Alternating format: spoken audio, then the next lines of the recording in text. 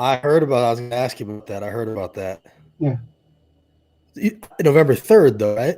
I read it Well, was November early. 30th, I had to extend because the election it's not going to get certified till next Monday. I got you. All right. Yeah, I was going to ask you.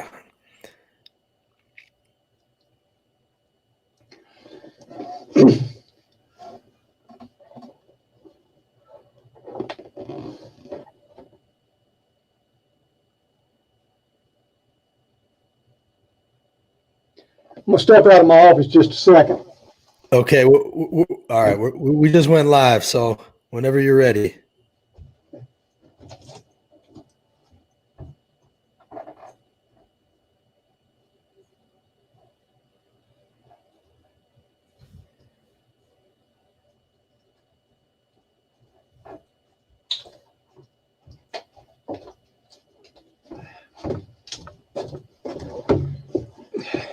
Good afternoon.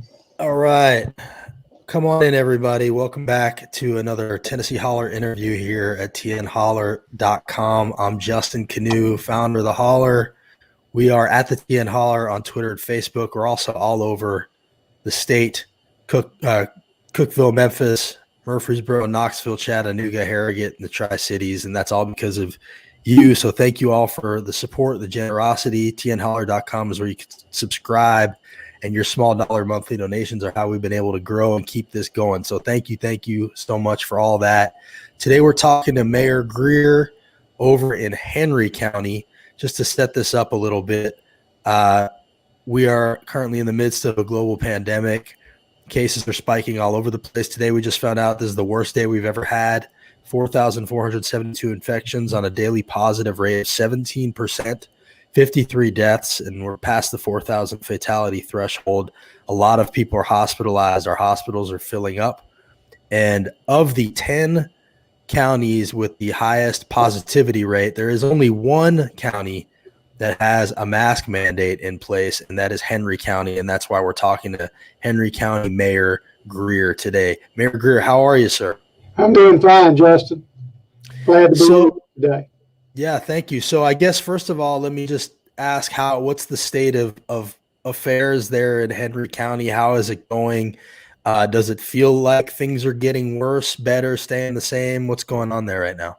Justin, they're getting worse. We're very much concerned about it. We continue to spike here in Henry County. In fact, our average daily total for the past 14 days is about 27 per day positive test. Okay. And so I guess I would kind of want to go back to when this began. Obviously, it took a lot of people by surprise. We weren't really clear what was going on. And when did you first decide a mask mandate was the right thing to do? Around the 1st of August. I believe the last week in July is when we put it in place. We formed a COVID response team right before the 1st of July in anticipation of some of our issues that we thought would come after the 4th of July. And we also were trying to be sure that we could have the opportunity for our children to go to school. And we put a COVID response team together and started following the EpiCurve data that we were receiving. That COVID response team was made up of our emergency management director, law enforcement, our medical people, along with other leaders in our community. And we would meet for a long time, we were meeting on a daily basis to discuss our situation. Now we're meeting probably on the average of 2 times per week. When you imposed the mask mandate, it was clear, and it still is clear, that Governor Lee was leaving it up to the county mayors to do what they felt was right. The argument for that is, well, you can't treat all the counties the same. At the time, Nashville and Memphis had it a lot worse than the rural parts of the state. Now the rural parts of the state are actually bearing the brunt of it in many ways. And the argument against this strategy is it's a patchwork solution, and that when you have counties all around you that don't have mask mandates and people passing through all over, it doesn't do a whole lot of good. How did you feel about Governor Lee leaving it up to you? Well, we talked at length with the governor and a lot of his staff concerning that and the people in the administration. We as mayors in West Tennessee collectively would have liked to been able to support the governor in a statewide mask mandate, and we did tell him that we would like to do that. We also respect his decision to leave it up to us, although we think that's made it a little bit more difficult. We're not sending quite the message I hope we could send. Of course, once we saw the numbers where they were, and we had established a criteria of where we would go and be from a scientific nature, and once we thought that we were at that point, we issued the mask mandate, and we've done so every 7 days since that time. We're staying on a 7-day issuance because we think we're constitutionally protected by that under our Emergency Powers Act that is in our Constitution. I'm not certain that I could extend it longer than that and not face some type of legal challenge on it. So you're saying because the governor hasn't kept in place his emergency powers, that sort of makes it harder for you to keep yours in place? No, the governor has his emergency powers in place, but I'm not sure that there's not some constitutional question about those powers. The powers for our local state of emergency on a local basis covers me for 7 days, and that's why I just do it on a 7-day basis. It would be a lot easier to issue it through the end of the year that the governor has available to us. But one other reason that we've done this is we want to keep it out in front of our citizens every 7 days to say we still have this mask mandate in place. I got you. So you're doing it in 7-day increments is what you're saying. So just to bring up, a couple of things here. Andy has put out a study that says the death rates are twice as high in counties without mask mandates. And then, there's plenty of charts all over the place. This is Vox that shows what happened in Kansas when counties imposed mask mandates. But the one thing that you said that I thought was interesting in just now was you said we're not sending the strong a message as we could send, because in a lot of ways, the mandate is a message, right? It's not about locking people up. It's about sending a message to the state that this is serious and that we need to take it seriously. And the message that gets sent when we don't have a statewide mask mandate is that, maybe it's not that big a deal, especially, and this is not you saying this is me saying this, we continue to see pictures of Governor Lee showing up at events without a mask on, and Marsha Blackburn as well, and Bill Hagerty as well. So it's about messaging in a lot of ways. Is that what you're saying? I'm saying in Henry County, we think we want to get the message out. We're doing a lot of media advertising, a lot of Facebook advertising. We think it's important for our citizens to know that they need to take the personal responsibility to protect those people around them. And it's not been a very, very popular thing issuing the mask mandate. Certainly, I've been brought into question many times on why we're doing this. We're just saying we're following the science of the matter, and the science tells us that we need to do that. We need to do that to protect our families, our children, our schools, our businesses mainly. We don't want to shut down again, so we want people to do the right thing and wear a mask. Right. We made a tremendous investment in our community. We had a $35,000 marketing campaign where we bought 10,000 masks in our community. It's a Mask Up Henry County project, and we've had a lot of success with it. We find that we're sort of a small regional shopping hub in Northwest Tennessee. And as you've said, when our neighbors come in from surrounding communities that don't have the mask order, they're not accustomed to having a mask when they go in our businesses, and it makes it much more difficult. We continue to see the spread of the virus. We came out of the fall break, and we saw our cases spike up.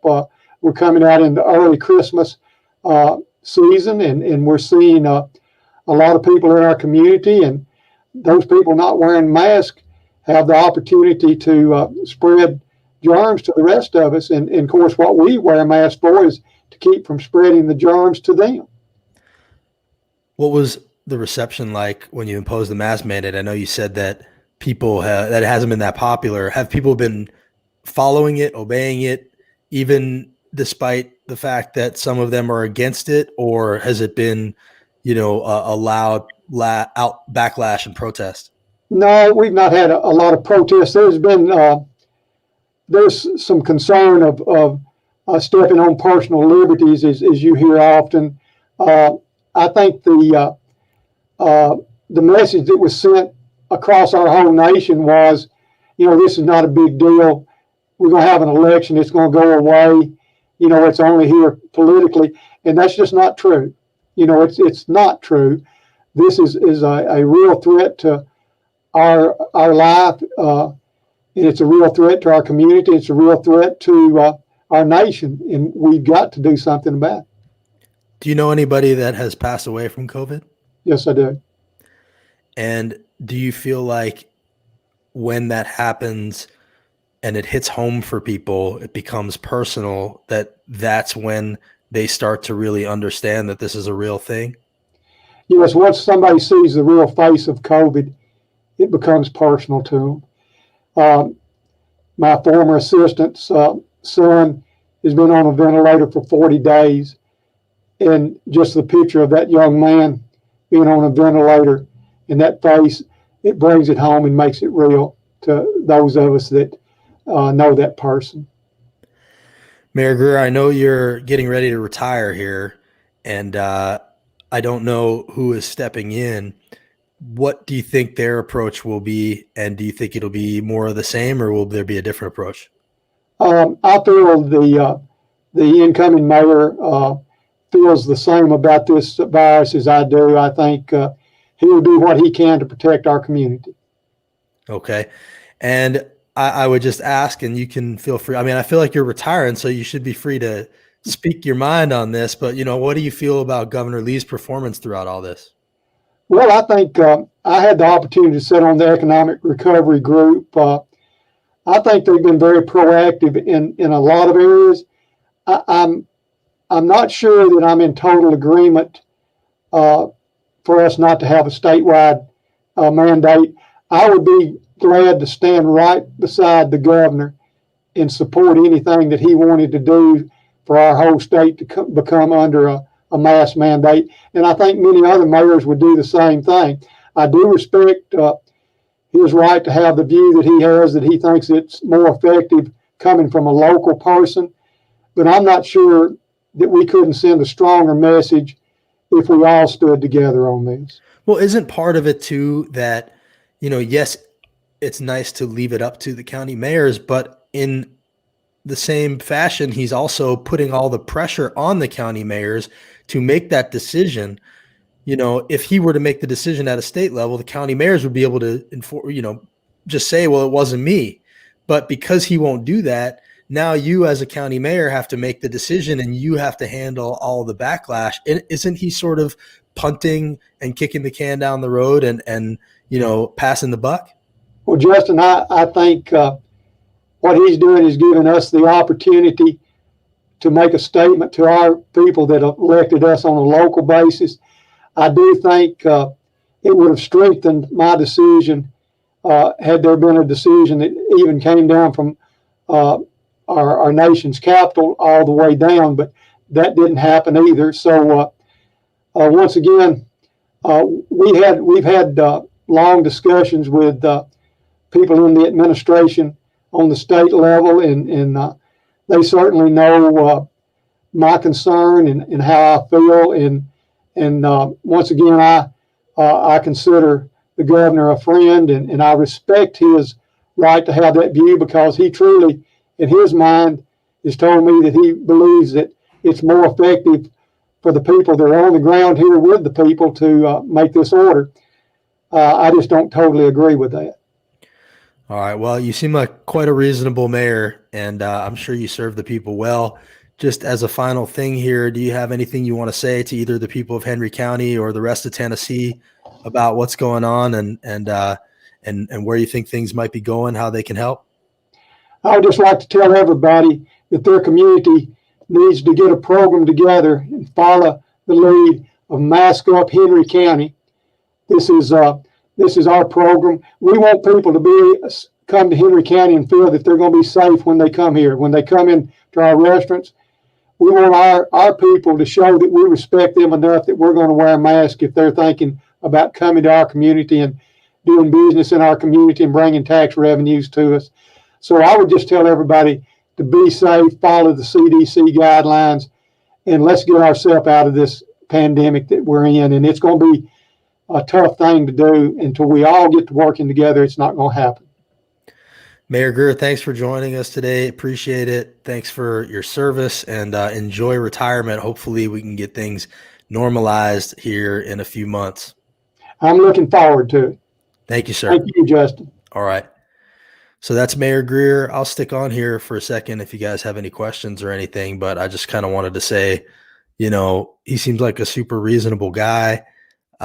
His approach is really unique. And, again, we're here in Tennessee where the top 10 cases per 100,000 counties, Henry is the only one that has a mask mandate.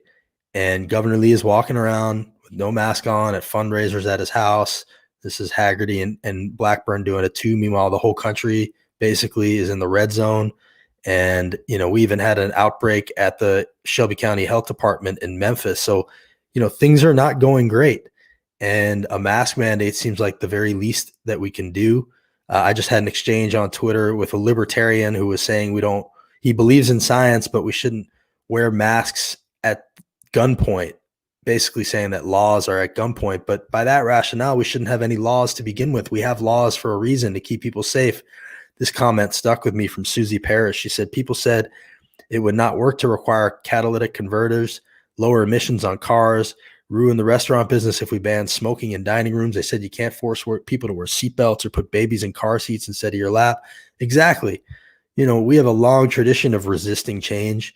And then in hindsight, realizing that it was absolutely the right thing to do. We used to smoke on airplanes. I mean, I can't get over that. So, masks are the least we could do to save the most vulnerable people in our country, in our counties, in our towns. And the pushback against it for these ideological reasons, it has real world impact. It's really hurting a lot of people. And, I just wish people would put their ideology aside and understand that it's the right thing to do right now. And, I'm a big believer in upside versus downside. The upside of masking up is so much bigger and greater than the downside of having to wear something on your face when you go into a business. This is not infringing your freedom. This is not tyranny. This is doing the bare minimum to help people out. And, I just don't understand why we can't do this fundamental thing. And people say, well, business is what they have in mind when they're doing stuff like this. And business and health are on the same side of this coin. We can't get back to business until we do the right thing for health. They are tied together. And so, yes, the market might be up, but most people aren't benefiting from that. It's about getting people back to work. It's about putting money in people's pockets. It's about getting the actual economy back. And there's all kinds of videos and pictures of people in these bread lines all throughout the country, miles long bread lines. Like, the depression is here for a lot of people, and the stimulus has run out. Unemployment's running out. Like, this is an emergency, and we've got serious things to do here in this state. For instance, the TANF funds that have built up, we have $741 million in TANF reserves that haven't been allocated to the neediest people in Tennessee for no reason whatsoever. It just makes no sense. I've heard from people in our inbox at the Holler that still haven't gotten unemployment from the beginning of this thing. It's a mess, and something has to be done. And at the very least, we should be masking up to save lives. That's at the very, very least. That's the very least thing we should do. So appreciate you guys watching. Thanks for joining. Thanks for the time that you spent with the mayor. That's Mayor Greer. He's retiring. Seems like we need more like him. And, I think the things that we can do right now are make sure that Governor Lee hears from you. Statewide mask mandates are happening all throughout the country. Iowa's Republican governor just imposed one. North Dakota's Republican governor just imposed one. We have a extremist government in a lot of ways, and they're kowtowing to the most extreme parts of their party. And it doesn't come without cost, not only with the mask mandate, but also with Medicaid expansion. There are things that we could do to have Medicaid expansion in a pandemic. It's the least we could do. We lose $1 billion a year that we don't do it. So, speak out, talk to your representatives, talk to your county mayors, talk to Governor Lee. These people are accessible. They have email addresses. If you don't know how to reach out to your reps, ask us. We at the Holler will help you. That's what we're here for. And, it's time for hollering right now. We started the Holler for moments like this. Holler at your reps. This is the time to do it. Thanks for joining us. We'll see you next time.